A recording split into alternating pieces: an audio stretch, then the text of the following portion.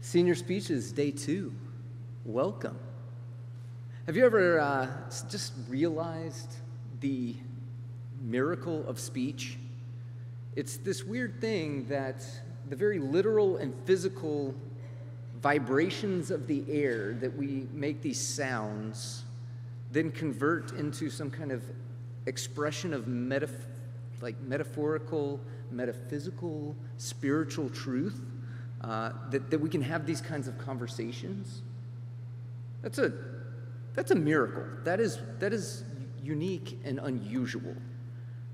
The very fact that God chose to speak his creation into existence, it's like he chose, I'm going to reveal myself this way by vibrating air. And you go, that seems weird, right? It seems weird that that's how he should choose to interject himself into the human experience, through word, through speaking.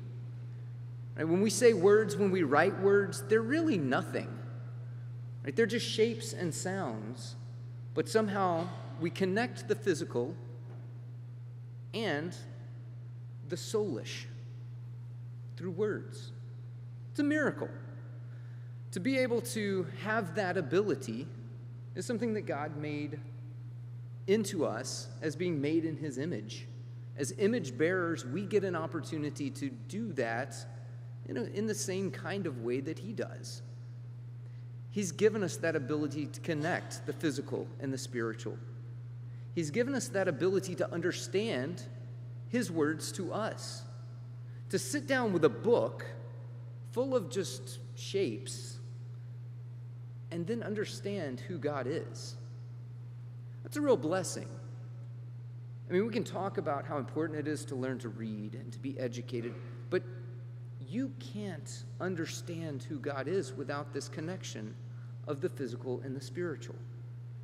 And that's a gift he's given to us in words, both spoken and written. To read and to speak well is to think well. To read and to speak spiritually is to imitate our Creator. And so that's why we do this. We don't do this so that we can score better on reading comprehension tests, but we do that. I mean, we do score better, right? Every one of you scores higher than you probably should on reading comprehension. Why? Because we put value on this. But that's not why we do it. We do it because it helps us imitate our Creator in some really cool ways. So today we get to see 4 seniors come up here and make that physical and spiritual connection as they present words, but not just words, ideas, thoughts, expressions, metaphors, all brought together in sounds that go through the air and then hit your eardrums. It's weird, but it's beautiful. And it's a good time for us to worship God and glorify him for the fact that he's made us that way. So today, we will hear from Jane So, from Allison Huey, from John Hodges, and from Reagan Walker. They'll come up in that order, so you don't have to wait or anything, just come on up. And we'll get to hear their expression of truth today that they've put together for us. So I hope you enjoy it. I'm glad you're here. I'm going to pray for them before we get started, and then we'll go right into it. Father God, we come before you today. We praise you that you have made us in your image. Lord, that you've chosen to reveal yourself to us. Lord, you could have just beamed thoughts into our head, but you didn't. You went through the physical process of speaking, of writing, of using authors to convey your ideas. Lord, you even took on flesh and dwelt among us, that you could, again, connect that physical and that spiritual understanding for us. We love you, Lord Jesus. We thank you for these students today who are going to speak. We pray that you would give them peace. Lord, that you would just give them grace from you as they speak. Lord, that they would do well, not simply for their own glory or for their own just feeling better about it, Lord, but that they would do well for your glory. to help us to see something maybe we haven't seen before through their words. It's in your name we pray, Jesus. Amen. Jane.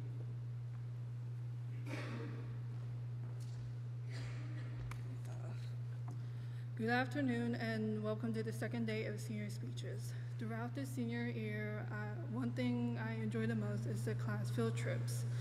On these trips, we would sit around in a circle and play Uno or another game.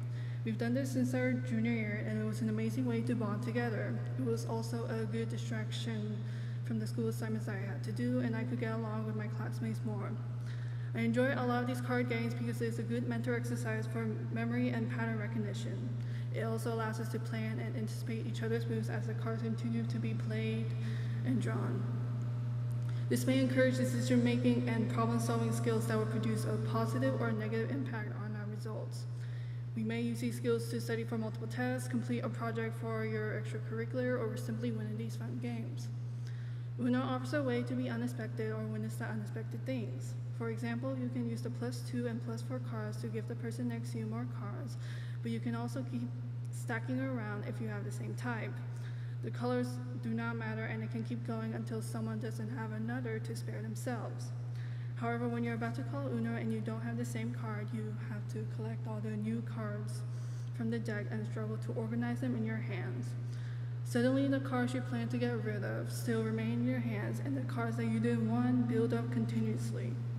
This all correlates with the junior year that I thought to have ended pretty well, but then my grade dropped at the very end of that semester, and I had to spend my summer improving it. I was still bogged down from that year when it was time to start my senior thesis. I had my book and 10 sources ready from that summer.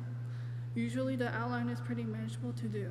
I could have done the outline for my paper by following each due date, but I let it slide for too long, and I would tell my past self to get back up and start writing that outline on paper. I did not think about the hassle I would be going through with my mentor. I had spent very little of my time and energy working on the different sections of my thesis throughout the year. It made me rush to the deadline, and I felt wary as I got to the end of my paper with some errors from the very beginning. It seemed difficult to do, but I should have known that it was going to get much harder. Therefore, in order to not fall behind the school curriculum, I could have done my assignments in a step-by-step manner, but instead more and more assignments just piled up. Much like Uno, it can get pretty annoying when you're still sitting in the round, removing and adding some cards continuously. But you will eventually have your hands free of the cards that were holding you back. This is why it is important for you to plan and anticipate the consequences that could come, and not just for what you have at the moment. Uno also offers a way for you to choose which path you want to take in a new environment. In this case, you can use the wild card when everyone keeps using the same color that you don't have, and you can choose which color would be best for you to get rid of all of your colors most efficiently and lower the chances of those who are close to finishing their round. Some colors may be more beneficial or detrimental to you depending on the number of cards that you have. You may only have to worry about the color staying the same or be ready for any color that changes. During my time at Eastwood, I have been in many activities and clubs to find my weaknesses. For example, the after-school art club with Mr. Huff gave me an opportunity to learn about the different art forms and mediums we use. I remember using charcoal to draw a simple object or portraits, and it was easy to follow. However, I have had my flaws in painting and crafting and learned that I was not an artist. In Shakespeare in the Park, I was unsure if I wanted to join because I was hesitant towards being on stage. But since our team had such a low number of people, I felt that it could be an opportunity to overcome my stage fright and contribute to the activity. I met some incredible people who were supported in my role, and they brought on a positive mood as we planned and organized everything for our play. In these two clubs, I faced challenges that were not in my expertise, but I've learned to have fun and improve my skills. These experiences have taught me that certain events may have unexpected good results in an activity, and those things may encourage us to do more of it in the future. Finally, that feeling of when you're about to call Uno is exciting because it's one step away from being out of the round. You have to call it before you place another card so that you can have one card left. You anticipate and hope that the person before you will place a good card. Suddenly they pull out a +4 or a card that doesn't match the color or number to the one you have left. You realize that you have to sit there for another round or two, and that's how I felt this year. At the end of the second semester, I had seen that my senior thesis brought my GPA down by a lot. I had already applied to a few colleges and been accepted to one, but I was worried that I would lose my chances of enrolling there. So I spent this second semester making an effort to change my habits in order to improve my grade. It has been going well, but I lost motivation to be consistent in my hobbies and assignments. For example, it was harder to keep up with reading the books more diligently this semester. This made me not do so well on my tests and my classes. On the other hand, the other assignments were easy to follow and I caught up with the work. My teacher's entertaining way of teaching and class participation gave me a reason and motivation to continue working hard. I stopped having doubts and felt optimistic about working with the group work, even though I was the type to barely contribute. As of now, I realize that it isn't too late to finish the year with a decent grade. It will be hard to get back up, but the feeling of being almost done will motivate you to work harder. Now I feel positive about my goals and habits I will carry on into the future. Even though the person before me placed down a +2 card, I drew the cards from the deck and saw that they matched the color and number that I was looking for. I feel confident that I may be able to leave the round next time. I must admit that for the first 5 seconds I felt discouraged, but I was looking forward to spending my last few moments with my class in the round. Even though the senior year trip had its flaws, I've learned a lot of things I didn't expect for myself, and I've had a lot of unexpected endings and events. But that gave me a lesson on some of the things I should be looking out for as I grow up. And finally, I would advise myself and everyone to not procrastinate. Don't be afraid to ask for help when experiencing something new, and don't let go of yourself in that last moment of the year. It will all be worth it until you can finally let out a sigh of relief. Also, I am glad that I didn't lose any friendships from placing the +4 card too frequently. To the person that was next to me in those rounds, I give you my most sincere apology for giving you the torture of handling all those cards. You won't have to deal with the burden of me anymore. Now, with all jokes aside, I thank Ms. Chrysler, Ms. Taylor, and all the teachers for making our class more engaging and wholesome. Thank you, Mom and Dad, for letting me come to the school and supporting me through my academic failures and successes. I will also miss the occasional family trips we've been to in the past few years. Thank you to my class, Reagan and Annabella, for being the most entertaining and comforting group of people I've ever met. We've had our ups and downs, lost some memorable classmates, and shared our most amazing memories together. And to everyone listening, no matter what card you've dealt or the mass amount of work you have, just remember that you can get through it. Also, don't forget to enjoy the game, even with all the frustration that comes with it.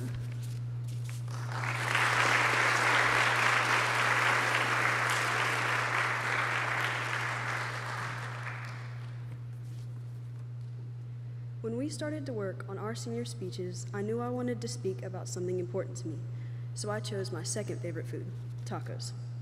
One of our family's favorite foods to make for dinner has always been beef tacos. My mom would let my brother grate the cheese while I got out the sour cream, salsa, lettuce, and whatever else I could find in the fridge.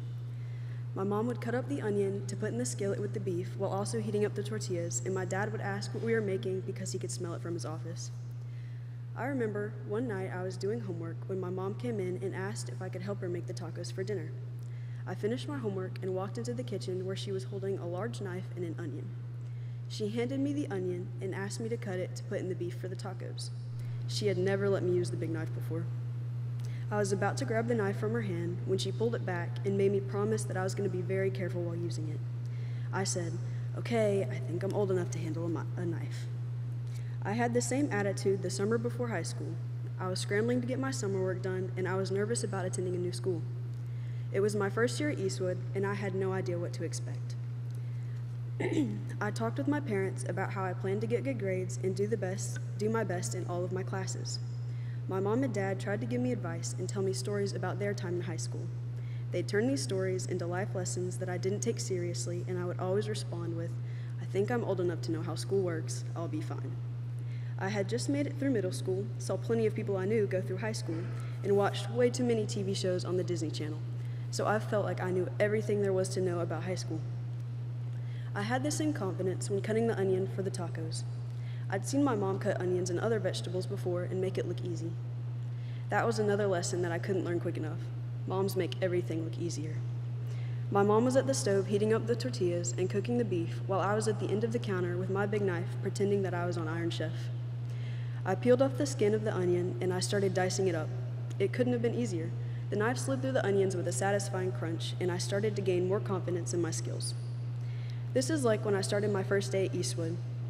I was going into the 9th grade with 5 people I already knew, so I thought everything would go smoothly. In the beginning, all of my classes seemed easy enough, and I didn't have to work too hard to get good grades. The confidence I had in my abilities grew with every good grade that I got back. However, this didn't last long, because before I knew it, I was struggling in classes with challenges that I didn't face in middle school. It didn't take me long to figure out that I would have to work hard to keep my grades up. I had to learn new math, and I had to write multiple papers in a format that I wasn't used to. I didn't even know what a works cited page was, and I felt like I was barely understanding the topic we were learning in science before we moved on to the next one. I left each class close to tears, not knowing how I was going to get through 4 years of high school. Just like when I was cutting the onion, my eyes were burning and tears were falling down my face. My vision was blurred, and I couldn't see clearly through the challenges ahead. In the kitchen, I tried to solve this problem by pulling the strings of my hoodie as tight as I could to try and block out the influence of the onion, but it was too late. The onion had already attacked, and the shield that I created was no use. I rubbed my eyes in an effort to stop the burning, but this just made things worse. In class, I tried to solve the problem of my lowering grades by looking for study methods that worked for me and talking to teachers about what I didn't understand. I finally found a good routine that helped me stay organized, but it doesn't mean that everything got easier.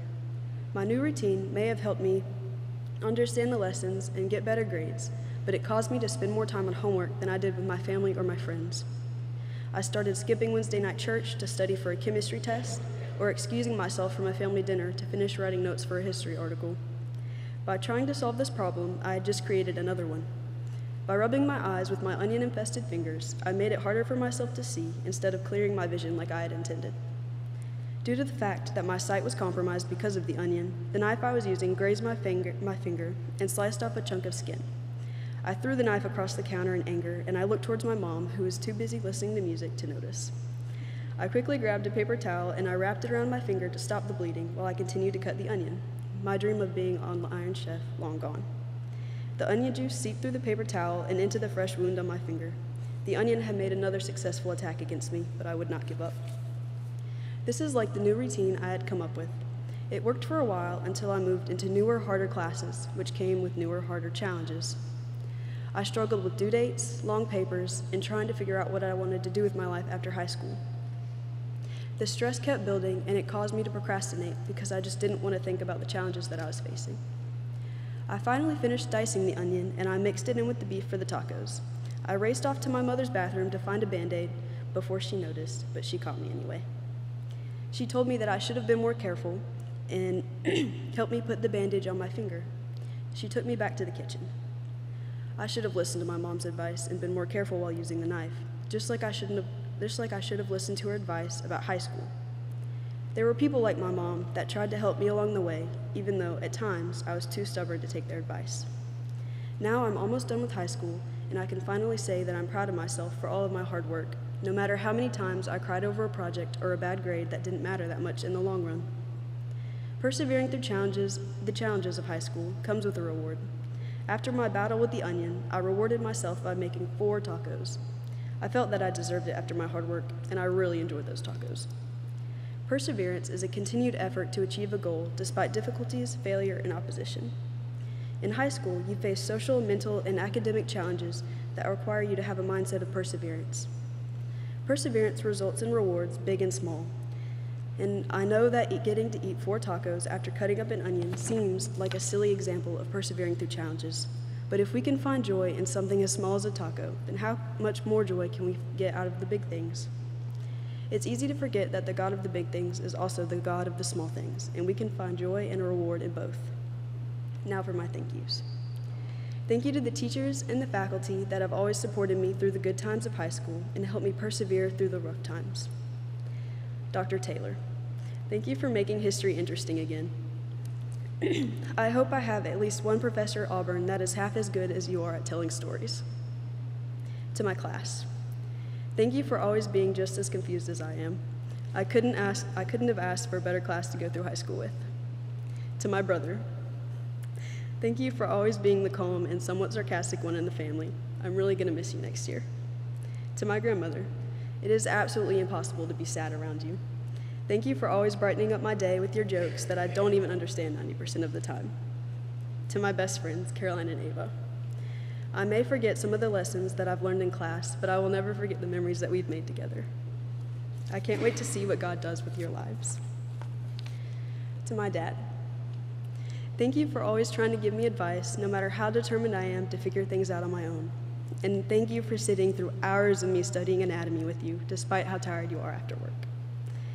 And finally, to my mom, thank you for always being patient with me, no matter how stubborn I can be, and thank you for giving me the life that you never had the privilege of living. One piece of advice that I can give to all of you is that persevering through challenges is no easy feat. We get so caught up in our abilities and what we personally can do that we forget that God puts people in our lives who are willing to help us. We just have to let them. Thank you.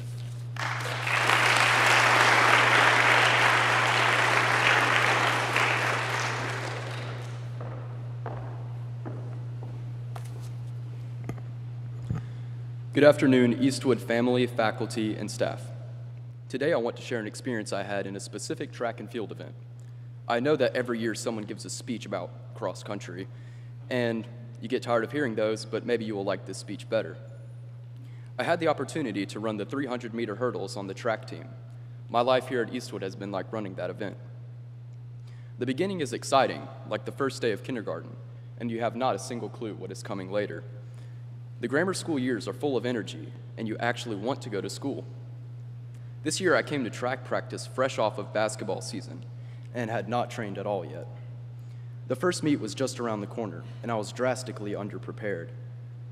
I found out just a few days before the meet that I was signed up for the 300-meter hurdles, and I did not really know how to react to that.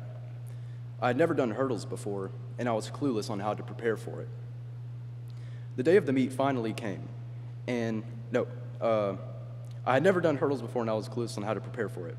The day before the meet, we practiced our field events, and I practiced hurdling for the first time with our makeshift PVC pipe hurdles that refused to stay up. The day of the meet finally came, and my last event was the hurdles. I was kind of excited, but also a little nervous. I got on the line and waited for the gunshot. And once I had started to run, it felt like all the nerves were gone, and the breeze was relaxing as I ran. The distance between the starting line and the first hurdle was pretty long, so I had time to prepare for what was coming ahead. I had pulled ahead of the people next to me, and I thought, this isn't so hard. What's the big deal? It was like my first day of kindergarten. I came not knowing much about how school works and what to expect from it. Although it is mostly arts and crafts, essential skills such as reading and writing are learned there. Kindergarten is a time to start the race and begin the first few strides of the long race to graduation. As the race goes on, the stretch of clear track has evaporated, and now you have just met your first few hurdles. These hurdles are the easiest to jump over since you still have plenty of energy, but you can feel that energy beginning to decrease, and it becomes very low once you start turning on the curve of the track. The curve kills your momentum and adds yet another challenge. Running and turning may not seem like such a hard thing to do, but running as fast as you can, timing your jumps, landing on the right foot to keep your momentum, and turning while you do it is much harder. You also need to watch to make sure you don't step out of your lane and get disqualified. 7th grade felt a lot like this part of the race, and it is possibly one of the worst stages of school and probably life in general.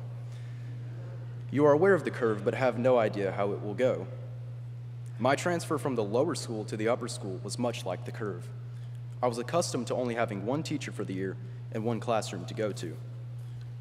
In the upper school, there are lockers, classrooms to switch to, big people I'd never seen, and new teachers that I was told would rip up my test and yell at me if I made a bad grade. And the most shocking thing to me was male teachers. I had only seen the lower school have one guy teacher, so the idea that guys teach school was unfathomable. I realized I had run the easy stretch, and now I was beginning to put the stages of the race together. Step by step, things began to fit together, but there was still a lot to learn. I had to learn how to keep up with my things and which homework was due for each course as I switched from classroom to classroom. I also had to get used to all the new and different personalities and teaching methods of each teacher. This was no easy task for an inexperienced Sevi. As time went by, I realized that those tales of scary teachers were definitely not true, well, most of them, and it got better as I went on. Soon, all the parts were fitting together.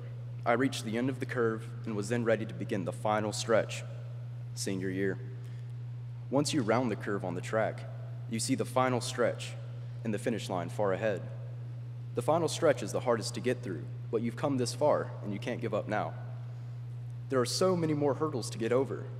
Almost all my energy is fully gone, and my legs are knocking against the hurdles, nearly turning them over. In this stretch, I realized something that I had ignored earlier. There's a little rock in my shoe, and I can't stop to take it out. Now that I am conscious of this inconvenience, I am distracted from pacing my steps properly. I remember one specific race where this happened.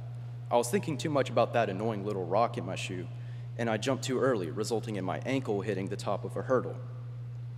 Now my ankle is in pain, I've been slowed down, I'm getting exhausted, and an aggravating little rock is scraping my foot. I began to fear if I would trip over and faceplant and learn what the track tasted like. But I had to ignore these things and make it to the finish line. The last two hurdles are the hardest. They feel like trying to jump over a mountain. The final stretch is senior year. You're getting closer and closer to graduation, but there are still so many challenges in the way. The rock in your shoe is like all of the distractions that take your focus off the things you ought to focus on, like making. You need to ignore the distraction and push on to the final hurdles, which for me are senior thesis, and the final one, this. At this point, you may be thinking, I've come this far, why can't I just be done? But you gotta keep pushing through. You may knock over a few hurdles and be so tired that you can't clear the last ones, but you have to finish the race. Even if you don't get the grades that you wanted or get the medal for your race, you have to make it to the end and then you can rest. Whether you are just starting your school career or coming to a close, remember that you will face hurdles that you may feel like you will not be able to jump over, but even if you can't, you can still keep pushing. You will fail tests, ruin projects, and disappoint your parents, but it is up to you whether you stop and freeze up at that obstacle or push through to the next one and learn from your mistakes, even if you fall and absolutely eat the track. I would like to say thank you to some people who have had a significant impact on me along the way. First, to my class. I'm glad I got to finish high school with you guys, and especially Steven, Caleb, and Connor. Next, Trip. We've done so much dumb stuff, and it's been fun. To my church family, and especially Johnson, Knox, John Bennett, and Jake, I'm thankful that I got to grow up with you. Thank you to all my teachers, lower and upper school, for your patience and grace. Mr. Givens, thank you for helping me with my thesis and giving me good general advice. Mr. Miller, you've been a great teacher, and I had fun wrangling goats on the farm with you. Dr. Bias, you are a great leader and role model. You have taught me many things, and you are very supportive. I have no doubt that you will continue to do that. To my siblings, James, Matt, and Nene, you guys are mean, but I had fun building random things with y'all and beating each other up. To my uncle, to Tio, thank you for your wisdom, counseling, and patience. To my grandparents, Vavo, Nana, and Olma, and all my family, thank you for your love and support and amazing food as well. To my parents, Mom, you have always been there for me and always helped me, and you cook the best food. Dad, you've taught me so much, and you've always put the family before yourself. Thank you. So, no matter where you are in life or what hurdles you may be jumping, remember to jump them for the glory of our Creator. Thank you.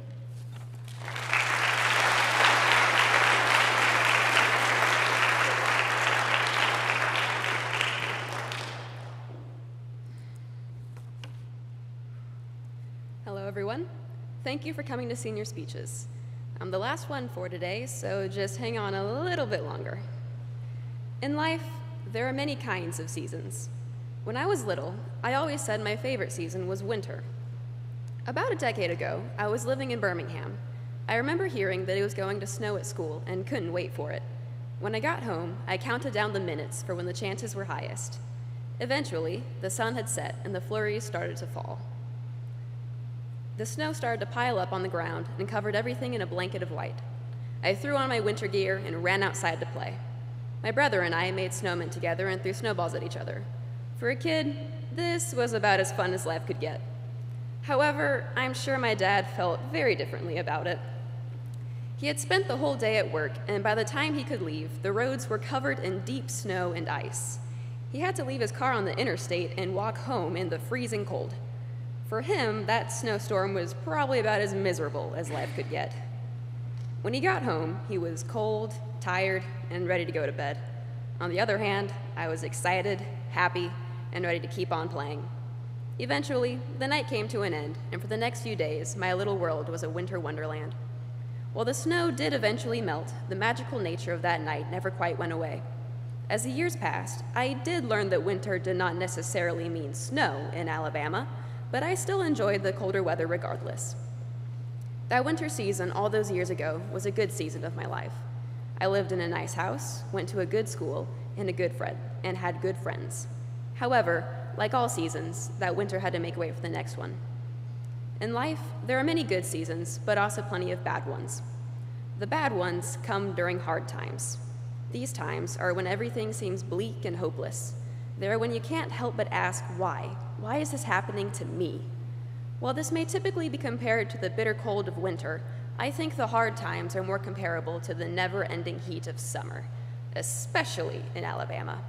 During summer, it's so hot outside that it feels like your brain is melting, and how could we forget about the humidity?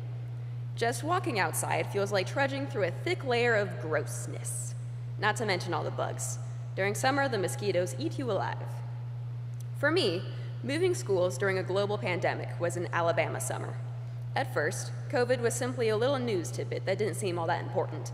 It was all the way in China. How could that ever affect me? But gradually, it started becoming more and more important as it spread through Asia and Europe. Eventually, it made its way to the US, and my school was closed for the rest of the year. During all of this, there were also more changes. My dad had got a new job in Montgomery, about an hour away. Every day, he'd drive there and back, spending approximately 2 hours on the road. My parents knew that the long drive wouldn't be sustainable long term, so they made the decision to move. Over the summer before 8th grade, we moved to my dad's childhood home in Macon County, or what I like to call the middle of nowhere. At first, I kind of liked the change. Cooler house, bigger yard, and we were closer to family. However, that opinion changed over time. For 8th grade, my parents decided to enroll me in an online school. They had been considering Eastwood, but decided that an online school would be a better option. I didn't notice it at the time, but I gradually started becoming more and more isolated. The only people I ever talked to was my family, and that can get old pretty quick. While I still had some friends from my old school, I lost touch with many of them and never really bothered to reach back out. I ended up burying myself in books and oddly specific YouTube content. I stopped getting excited about stuff I used to love. My parents noticed this and decided I needed a change. About 3/4 through the school year, my mom told me I was going to start Eastwood that coming Monday, a week before spring break. I was a little nervous at first, but I grew to really like it here. However, I might not have liked it as much if I hadn't already been going to the online school. Good things can come from hard seasons. During the summer, the humidity might be miserable, but it makes that first trip to the beach all the more refreshing. If I hadn't experienced online school in quarantine, I wouldn't have appreciated Eastwood as much as I do. Up until 8th grade, I had attended public schools. I was used to a large campus and hundreds of students in each grade. If I didn't get along with somebody, I could just stay away from them. If I had transferred to Eastwood directly from there, I probably wouldn't have seen the ways it was good for me. I have learned how to get along with people, even if we don't click very well. Even if I don't have much in common with somebody, that doesn't necessarily mean we can't be friends. More generally, hard seasons also help us connect with God. During difficult times, we want to understand why we are going through what we are. Unfortunately, misfortune is simply the reality of a fallen world. However, God is able to use these hard times for his own purposes. He uses these hard times to bring us closer to him. When life is simple and easy, there is no sense of urgency. Why should we look for God when we are doing just fine on our own? God is able to use the hard times as a way of grabbing our attention. The hard times remind us of both the world's and our own fallen nature. They help us recognize our need for salvation and that we cannot achieve it alone. After the burning heat of summer passes, winter is a welcome relief. After every time, there will come an easier time. No suffering is eternal, and the bugs will one day go away for a while. The easy times are much more pleasant to experience. They are when the fallen nature of the world isn't as apparent. For me, these times are when you can see the beauty of the world. I'm sure everyone remembers the snow we finally got last winter. Everything was covered in sparkling white. When faced with a breathtaking view, it was easy to be reminded of God's goodness. The natural world is filled with these moments. God is able to use these times for his purposes. These easy times help remind us of God's skill in creation. They give us a taste of what heaven could be like. After winter comes spring. Along with hard and easy times, there are boring times. In school, these are the boring days of February and March. All the weeks seem to blur together. This reflects the boring times. They are the seemingly endless days of school that never change. While you might occasionally have a test or project pop up that surprises you, for the most part, the days are all the same. There is nothing particularly easy or hard to grab your attention, so you are left with times of boredom. In these times, it's easy to withdraw from God. Without anything to push us towards him, we tend to not go to him on our own. However, it is his lack of connection that God uses. During the boring times, we feel his absence more strongly. In February and March, everyone is tired of school and is counting down the days until spring break. The boring days of school make spring break all the greater. God is able to use the boring seasons as a way for us to grow in our faith towards him. Every season is for his glory. As humans, we have little control over the good and bad times along with the seasons. We cannot stop summer from coming, even though we may miss the relief of winter. While we cannot stop things from happening, we can take comfort in the fact that God will be able to use every moment of our lives towards his purpose. As Ecclesiastes 3:1 says, "To everything there is a season, and a time to every purpose under heaven." Finally, I'd like to thank some people for the role they've played in my life. To Mom, thank you for being a daily inspiration to me. You've shown me what it means to persevere even through the hardest of times. To Dad, thank you for always making me laugh and showing me that life doesn't always have to be taken so seriously. You're someone I've always been able to depend on, and I'm proud to be your daughter. To Riggs, thank you for being the weirdest yet most caring brother I could have asked for. To my friends, thank you for being my friends. To my teachers, thank you for teaching me more than just a high school curriculum. To my Scrabble buddy, thank you for showing me that anything can be a word if you believe in it enough. To everyone else here, thank you for coming to senior speeches today. Have a good afternoon.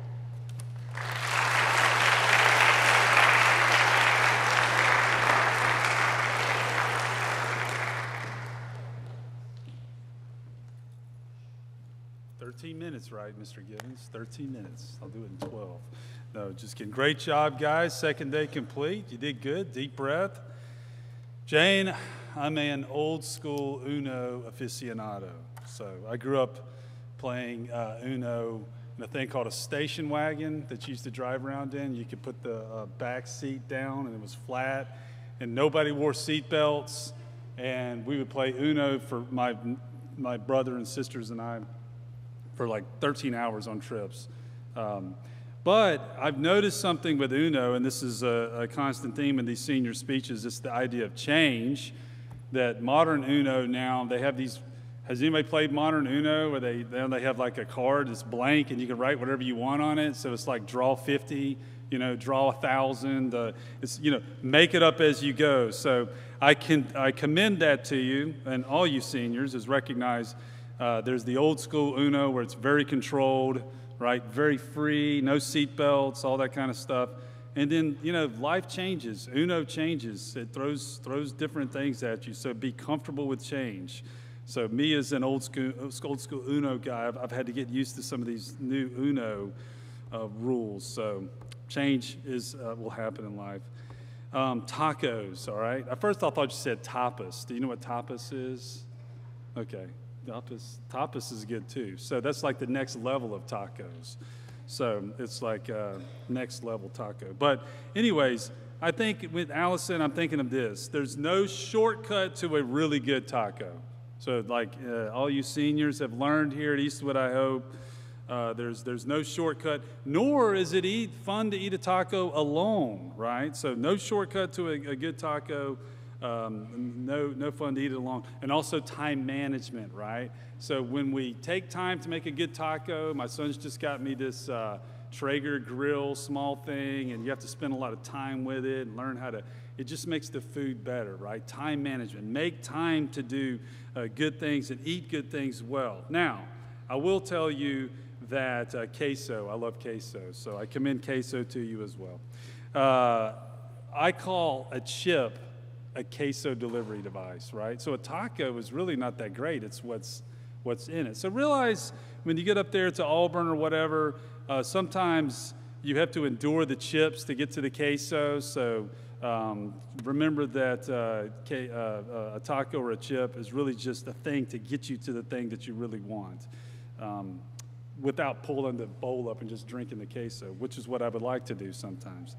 Now, I do believe I heard a declared history major here this morning, Dr. Taylor. I don't know, this afternoon maybe. I don't know. Maybe not. So anyways, it makes me glad to know someone else loves history. So, John, I must say, Johnny. Had to say that. Johnny. All right. I was hoping you would do a senior speech on dunking. I'm just going to have to say, because, you know, it's near and dear to my heart. I always said if I could ever run a school and have a basketball player that could dunk, it would be among all other great things that everybody does. But it's been great to have a dunker on the basketball team. Matt, you got to carry this on up there. Brady Goldberg, wherever you're at, we need to get some work here, all right? You other guys. But anyways, it's been great to watch you, John Hodges. When I think of Trip down there, I had something, you know, I wish I could be more like you, all right? I'm afraid I was more like Trip. I drove around in cars, and I thought about it more. I actually did buy a new stereo for that Firebird, so I wouldn't hear that sound in the engine. I actually did that. I think these are suppressed memories, but I do have a suppressed memory of never being able to be naturally athletic, Johnny Hodges, and so I lived through watching you out there. You make me laugh. You bring joy to those around you. Use that gift the Lord's given you. You do. Some people you look at, I don't know, they just make you laugh. So, Johnny, good luck with that. Let's see. Dunking, I can't read my own adding right. You know, you talk about eliminating distractions. So I will add to what Tripp said, and a common theme here. We talk about kill procrastination and eliminate distractions. And sometimes the distractions, you just got to stop, take the shoe off, dump the rock out, and keep going. Sometimes you just got to press through it, the distraction, and just beat your head through it. So that's really important. Change your oil. Listen to the engine. Eliminate distractions and kill procrastination. And you too will, I don't know, own Icotech one day or something, whatever the Lord has planned for you. Those things are all wonderful. Reagan, seasons. You know, I remember when, well, Riggs isn't here, but I remember when your dad came and talked to us about y'all coming to the campus. It was very obvious that he cared very much about Reagan and Riggs. And also the things that you just talked about, he was like, you know, Reagan, I just want her to kind of break out a little. You know, I'm afraid she's been isolated. So it's just interesting hearing that full circle and think about how you've done that here. I mean, you have. You're a delight and a joy. I remember meeting you when you came here, and you were kind of shy and quiet, and then next thing you know, you're up doing the play on stage, and here you are giving your senior speech, and just, you know, adding to the class. And so I'm thankful that you found your way here, and Riggs as well. He was an interesting first meet as well. So, anyways. Seasons, hard seasons help you press through adversity. And so, you know, commend that to all of you seniors, that there's going to be times in life where there's just adversity. Now, I will like to make a point that you said February and March were boring classes, but you weren't referring to economics, right? That was mainly the other classes. So, I mean, you and I know that. I don't have to point that out, but I know that's what you were saying. So, February, March, you other teachers have got to step it up a little bit, all right? I taught in February, March, but she wasn't talking about economics. She was just thrilled every day. So, anyways, thank you guys for your senior speeches. And we're 2/3 of the way done, so I look forward to hearing the rest of you tomorrow. And let's all pray for these seniors as we dismiss and make our way across the parking lot and head on. So, Lord, we do lift up Jane and Allison and John and Reagan, Lord, by name, and we're just so thankful that they are on our campus and with us here, those who have been here a few years or all the way through, and thankful for their words that have been spoken here. There's common threads, and a lot of times they're expressing the idea of pressing through adversity and doing hard things and doing them well and trusting those around them and putting themselves under the authority of teachers and administrators and parents.